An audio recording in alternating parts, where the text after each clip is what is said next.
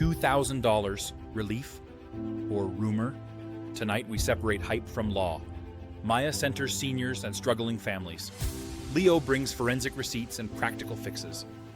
I'll guide the facts so you can decide whether to plan or to hold your breath. Tonight, two stories collide. One says $2,000 payments are basically set, dates and all. The other says there is no law, no IRS confirmation, and plenty of rumor. Our job is to separate momentum from reality. And to center the people stuck in between, seniors, disabled folks, low-income families, watching prices climb and headlines promise relief that keeps slipping away. Plus, the media fog. Some channels swear checks are imminent, others mock the hype. I'm here for receipts and a plan B, not clickbait hope. Here are the verified pillars. Treasury reports a historic surge in tariff revenue this year, more than $360 billion through June, with an enormous second quarter. That windfall sparked the rebate talk. President Donald Trump publicly suggested the administration could probably send Americans a portion of tariff proceeds in the fairly short term, framing lump sum rebates or tax relief as options alongside debt reduction. He also floated it as a dividend to the people.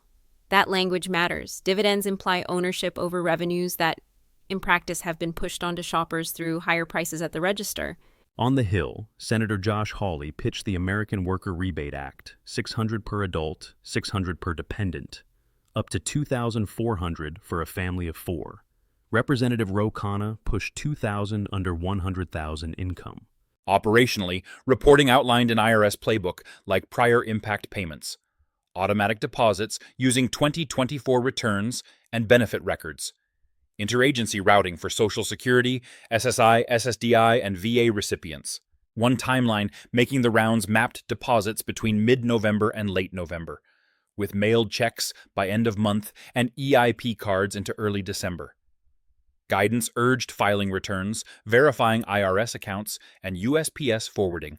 Meanwhile, people are already juggling rent spikes and grocery hikes. Some surveys say staples rose more than 20% in recent years. A one-time $2,000 could plug holes, but it won't fix the leak. And here's the twist from the Chatterverse. One viral breakdown claimed payments were authorized to start November 1st, mixing economic relief with a tariff dividend. Big promise, thin paper trail. Important contradiction. Several mainstream outlets, and the IRS caution there, has been no formal congressional approval or IRS confirmation of any new federal stimulus. Many circulating sums are labeled rumor or misinformation. That friction isn't harmless. When creators pitch dates and dollar amounts like done deals, vulnerable people plan around it. Missed rent, skipped meds, that's the cost of bad info, not just bad politics. Still, I get the dividend analogy. Alaska cuts oil checks. The argument is, if tariffs raised prices, citizens should get a slice back. Philosophically neat, practically messy without legislation. Let's tackle eligibility speculation. Widely repeated tiers mirror pandemic playbooks. Singles under 75,000, joint filers under 150,000, heads of household around 112,500, with phase-outs above that. But again, those ranges are not confirmed for any new payment at this time. Treat them as templates, not law. Critical question, who actually benefits? Economist Chris Mottola warned of a feedback loop. Tariffs justify price pass-through, then a rebate arrives that in turn makes more pass-through politically survivable. That's a regressive cycle. And Paul Johnson's point cuts the hype. Many people won't splurge. They'll pay down debt or essentials. That's not a bad thing. Financial triage beats quick hits that fade by New Year's. Revenue claims also clash. Official summaries cite more than $360 billion through June.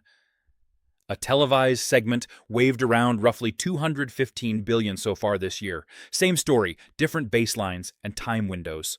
Bottom line for households, if money does arrive, build a buffer. Set aside half for emergencies, tackle high-interest cards next. A 20% rate is a financial house fire. Stomp that out first. And if you are on SSI or SSDI, automatic routing matters. Past rounds taught us that chasing paper checks is a barrier. Direct deposit through existing benefit channels reduces errors and delays if the systems are funded and coordinated. Practical moves now. Update your IRS online account and Social Security direct deposit. If you moved, file USPS forwarding. That solved headaches last time. Personal responsibility beats waiting on hold for hours later. Scam warning, straight from the IRS playbook.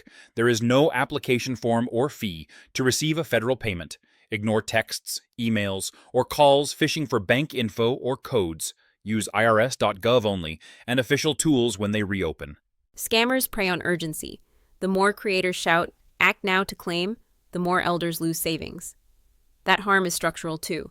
Platforms profit off the clicks while viewers pay the price. And for folks who love timelines, if any schedule goes live, expect staggered waves. Direct deposit first, paper checks later, then debit cards. Do not panic if your neighbor's hits before yours. Waves happen. Quick recap before we press deeper. Large tariff windfalls exist. Concrete proposals exist. Detailed distribution frameworks exist in reporting. What does not exist yet is an enacted law or definitive IRS authorization for a new federal payment. Let's interrogate the equity claim. Tariffs act like sales taxes, felt hardest by those with less cushion. Rebating a slice later doesn't erase months of higher grocery and utility bills. It patches, it doesn't repair. Sure, but a well-timed one-time shot in the arm during the holiday crunch helps. If it lands, prioritize essentials. Overdue utilities, a necessary car repair, or home safety fixes, like grab bars and lighting. That pays dividends you can actually feel. Some outlets tout mid-November direct deposits. Others cite a November 1st start. Until Treasury or IRS stamps a date, treat all calendars as provisional. Watch for an official tool. Some reporting expects a status portal reopening in early November. And if you see expedite your payment for a fee, run. Government does not charge to send you money. That is con artistry wrapped in urgency. There's also the debt drumbeat. Use tariffs to pay it down first. Fine, but people don't live in macro charts. They live in kitchens where egg prices doubled and the pharmacy copay hits before the 5th of the month. I hear that. Still, plan like this is a one-time thing. Election year winds change. Do not build your budget on maybes. Treat any check as a bonus, not income. States are moving on their own tracks too. New York, Pennsylvania, Georgia, Colorado, and New Jersey's Anchor program have issued various relief checks. Those are separate from any federal plan and follow state rules. And don't overlook deadlines. The window to claim the 2021 recovery rebate credit closed in mid-April. Unclaimed money reverted to Treasury. Waiting can quietly turn relief into forfeiture. If a federal payment hits, the advice is simple. First, emergency cash. Second, kill high-interest debt. Third, invest in health, glasses, dental, hearing. That spending beats gadgets that fade in a week. Let's surface two key gaps. 1. The size of any appropriation. Proposals range from $600 up to $2,000 and beyond in rumorland, but no enacted dollar figure exists. 2.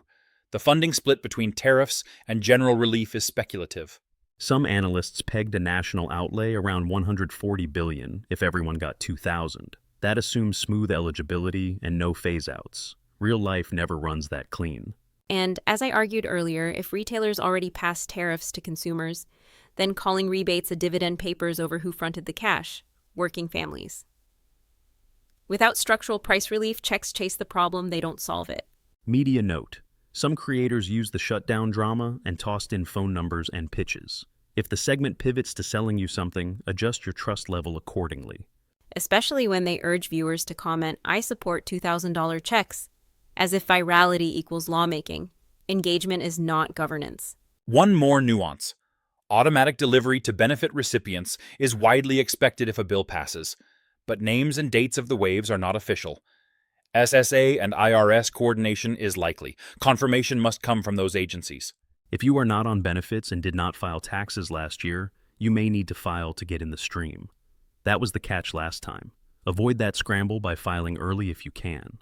Targeting matters too. If Congress goes with a universal check, high earners near the phase-out still get partials. A tighter, low-income focus would cost less and reduce inflation risk. That debate is where policy lives. Speaking of inflation, a one-time pulse is less risky than a monthly program. Spend smart, and it will not chase too many dollars after too few goods. Blow it on a shopping spree, and you feed the beast. The economists we cited split the difference. Relief shores up budgets. Pass-through risk is real. The truth lives in household choices and corporate pricing power. Neither is fully predictable. And we cannot ignore disabled recipients who were sidelined before. Any bill should explicitly include SSDI and SSI and ensure automatic delivery. If Congress forgets, people will be left behind again. If you are on benefits, you should not need to apply. Anyone who tells you to sign up through a third-party site is hunting your data. Close at the tab and go to irs.gov or ssa.gov only. Recap number 2. Strong political momentum, concrete proposals, and detailed operational rumors exist. No enacted law, no official IRS deposit calendar. Monitor Treasury and IRS notices, not influencers' countdowns. If Congress wants to prove this is about fairness, index relief to necessities, tie it to rent burdens, utility arrears, medical debt. That would do more than a flat check writing on tariff headlines. But if a flat check is the only thing with votes, do not let the perfect kill the good. Take the money, fix what is broken at home, and prepare for a dry spell. That is how families survive policy whiplash. One last safety note. If a tracking tool reopens, it will be on irs.gov. Never through a link texted to you. The agency will not ask for your bank login, gift cards, or a processing fee. Report scams to the FTC. And if you help elders in your life, pre-brief them now. Tell them exactly what a real government letter looks like and what it will never ask. Prevention beats recovery every time. Also, small but mighty, set alerts on your bank app. If a deposit lands, you will see it. If it does not, you will know when to start asking questions rather than guessing in the dark. We will watch committee calendars and bill text. If a measure advances with firm eligibility, funding source, and schedule, we will dissect it line by line so you can plan with confidence. And I will push on design. Automatic inclusion for SSI and SSDI, clear phase-outs, and safeguards so rebates do not morph into cover for price hikes. Policy is power. Use it well. I will bring the life hacks, checklists, timing, and how to keep more of every dollar. Relief is a tool. Use it to build stability, not a shopping weekend. Until then, stay skeptical, stay organized, and stick to official sources. If Congress turns talk into law, you will hear it here first, with facts, not vibes. Because as we have seen, rumors fill vacuums. Let's fill this one with clarity and accountability instead. And a dash of patience. Waves take time. Good planning beats good timing most days. Next time, we track whether a tariff-funded rebate survives markup, and what the IRS publishes about verification tools. If a bill number appears, we will be back with a deep dive.